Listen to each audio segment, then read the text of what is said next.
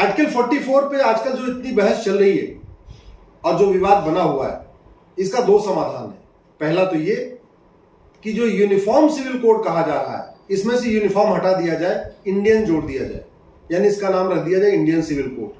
क्योंकि भारत में सैकड़ों ऐसे कानून हैं जिसका पहला शब्द इंडियन होता है। Indian penal code, Indian tax code, Indian education code, सब में पहला शब्द इंडियन होता है। तो एक तो ये कि नाम इसका अगर बदल दिया जाए तो आधा विवाद यहीं खत्म हो जाएगा। दूसरा, इसके बारे में पूरे देश में जन जागरण किया जाए। जन जागरण का सबसे अच्छा माध्यम है हमारे देश में कॉलेज, जो डिग्री कॉलेज हैं, इंजीनियरिंग कॉलेज हैं, एमबीए कॉलेज हैं, मेडिकल कॉलेज हैं और यूनिवर्सिटी। इसलिए मैं देश के सभी जितने भी हमारे कॉलेजेस हैं, सबके प्राचार्य से हाथ जोड़ के निवेदन करता हूं, सभी यूनिवर्सिटी के वाइस चांसलर से हाथ जोड़ के निवेदन करता हूं, आप अपने यूनिवर्सिटी में, अपने कॉलेज में इंडियन सिविल कोड के ऊपर एक कम से कम लेक्चर जरूर रखिए। अगर देश के सभी यूनिवर्सिटी में, सभी कॉलेज में मात्र एक लेक्चर रखा जाए, जितने इंजीनियरिंग कॉलेज हैं, मेडिकल कॉलेज हैं, एमबीए के कॉलेज हैं और भी प्रोफेशनल कॉलेज हैं, जितनी यूनिवर्सिटी हैं, सब में एक एक लेक्चर रख दिया जाए, तो अगले 15 दिन के अंदर पूरे भारत में कम से कम 10,000 लेक्चर ऑर्गेनाइज हो जाएंगे। इसलिए मैं रिक्वेस्ट करता हूं सभी डीन से, सभी वाइस चांसलर से, सभी प्रिंसिपल से, सभी अपने लेक्चरर से कि प्लीज कॉलेज में इंडियन सिविल कोड के ऊपर एक लेक्चर जरूर रखिए। यह आपको जान के आश्चर्य होगा कि ये जो आर्टिकल 44 है, इससे हिंदुओं को केवल एक फायदा होगा, क्रिश्चियंस को 2 फायदा होगा, पारसी को 3 फायदा होगा और मुस्लिम्स को 11 फायदा होगा। हिंदुओं को 1 फायदा और मुस्लिम्स को 11 फायदा। कैसे? आर्टिकल 44 जब इंप्लीमेंट होगा, यानी जब इंडियन सिविल कोड आएगा, तो केवल हिंदुओं को इतना लाभ होगा कि सबको शादी का रजिस्ट्रेशन कराना कंपलसरी हो जाएगा। बस इतना सा ही बेनिफिट होना है कि शादी का रजिस्ट्रेशन कराना कंपलसरी हो जाएगा। एक सिक्योरिटी रहेगी, सोशल सिक्योरिटी रहेगी सबको। सरकार के पास भी एक डिटेल रहेगा कि हाँ भाई टोटल कितने फैमिली हैं भारत में, कितने लोग मैरिड हैं, कितने लोगों ने शादी किया हो।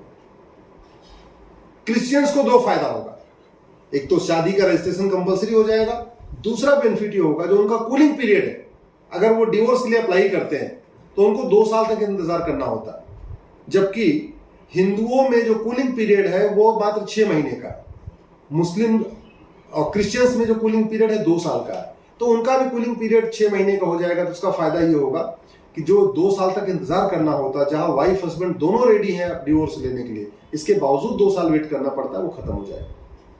पारसी को 3 फायदा होगा। पहला तो ये उनकी शादी का रजिस्ट्रेशन उनके यहाँ पे कंपलसरी हो जाएगा। दूसरा, उनको विरासत और वसीयत में इक्वल राइट हो जाएगा बहन बेटियों को। वो पारसी से शादी करें, गैर पारसी से शादी करें, अपनी कम्युनिटी के बाहर शादी करें, उनको विरासत और वसीयत, सक्सेशन और इनहेरिटेंस का इक्वल राइट बना रहेगा। लेकिन मुस्लिम बेटियों को तो 11 फायदा होगा। सबसे पहला फायदा, शादी विवाह की उम्र समान हो जाएगी। अभी उनकी 9 साल चल रही है, वो 18 साल हो जाएगी या 19 साल या 20 साल, अभी तो पार्लियामेंट में तय होगा। जो भी होगा कम से कम 18 साल तो होगी। तो स्वाभाविक सी बात है हमारी मुस्लिम बेटियां भी पढ़ेंगी, साक्षर बनेंगी।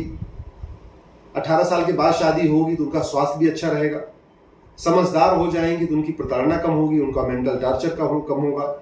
उनको कम से कम 12वीं तक उनकी पढ़ाई हो चुकी होगी, तो कम से कम जिस भी लाइन से पढ़ाई करेंगे एक बेसिक उनको नॉलेज भी होगी, एक जिम्मेदार और नागरिक बन जाएंगे। दूसरा फायदा होगा, शादी का उनका रजिस्ट्रेशन कंपलसरी हो जाएगा, हालांकि वो सबको हो रहा है।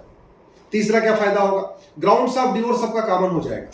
अभी मुस्लिम बेटियों को किस आधार पर डिवोर्स देना है वो कहीं लिखा ही नहीं है, कोडिफाइड ही नहीं है। तो अगर रोटी ठंडी हो जाए तो भी डिवोर्स हो जा रहा है, दूध में चीनी नहीं मिलाया तो भी डिवोर्स हो जा रहा है, चाय ठंडी हो रही है तो भी डिवोर्स हो जा रहा है। और ट्रिपल तलाक भले खत्म हो गया, 4 तरीके के तलाक अभी भी चल रहे हैं। तलाके हसन चल रहा है, तलाके एहसन चल रहा है, तलाके बाइन चल रहा है, तलाके किनाया चल रहा है। और ये चारों तलाक ईमेल के जरिए होता है, व्हाट्सएप के जरिए होता है, कुरियर के जरिए होता है, इस तरीके से चल रहा है। तो ग्राउंड्स ऑफ डिवोर्स भी कॉमन हो जाएगा हिंदू, मुस्लिम, पारसी, ईसाई के लिए। तो फायदा क्या हो, सबसे ज्यादा फायदा होगा मुस्लिम बेटियों को। प्रोसीजर ऑफ डिवोर्स सबका एक हो जाएगा कि भाई देखो एक्स्ट्रा जुडिशियल तलाक नहीं होगा, सारे के सारे तलाक कोर्ट के जरिए होगा। तो हिंदू, क्रिश्चियंस, पारसी में ऑलरेडी कोर्ट के जरिए ही डिवोर्स होता है। किसका नहीं हो रहा है? मुस्लिम बेटियों को। तो फायदा किसको हुआ? मुस्लिम बेटियों को। इसी तरीके से गुजारा भत्ता, मेंटेनेंस, भाई तलाक हो गया, अब बेटी कहां जाएगी? उसके पास भरण पोषण कोई रास्ता नहीं है, पिता बूढ़े हो चुके हैं, भाई अपने अपने परिवारों में व्यस्त हैं, तो बेटी की देखभाल कौन करेगा? गुजारा भत्ता कैसे मिलेगा? तो अभी हिंदू, जैन, बौद्ध, सिख में तो गुजारा भत्ता मिलता है, हमारी मुस्लिम बेटियों को गुजारा भत्ता नहीं मिलता। यानी जब इंडियन सिविल कोड आएगा तो एक फायदा ही हो जाएगा हमारी मुस्लिम बेटियों को, उनको भी गुजारा भत्ता मिलेगा।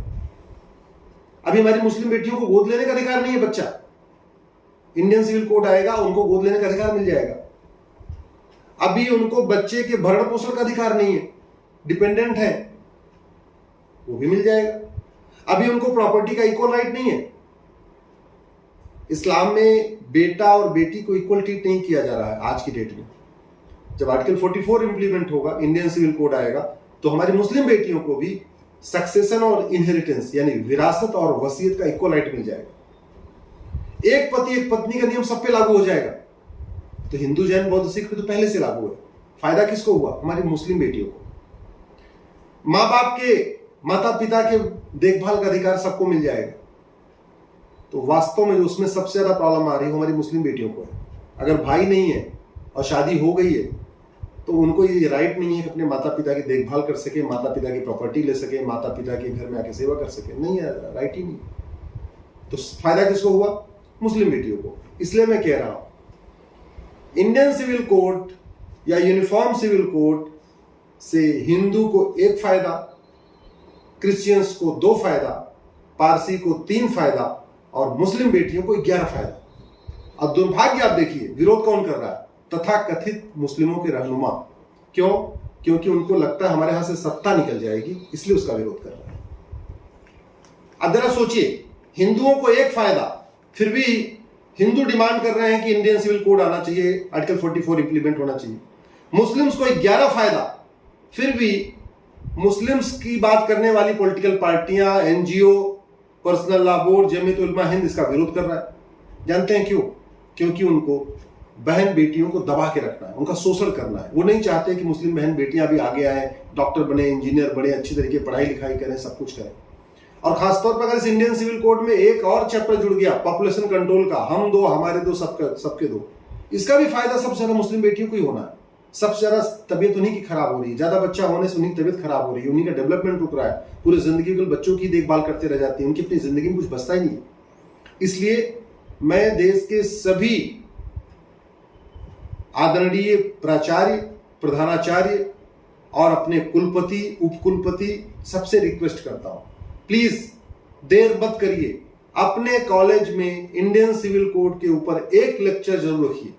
मैंने तो अभी तय कर लिया कि जब तक ये इंडियन सिविल कोड नहीं आएगा, आर्टिकल 44 इंप्लीमेंट नहीं होगा, तब तक नई PIL नहीं करूंगा, कोर्ट कम जाऊंगा और देश में ज्यादा घूमूंगा। जहां जहां पे मुझे इन्विटेशन आ रहा, मैं हर जगह जा रहा हूं।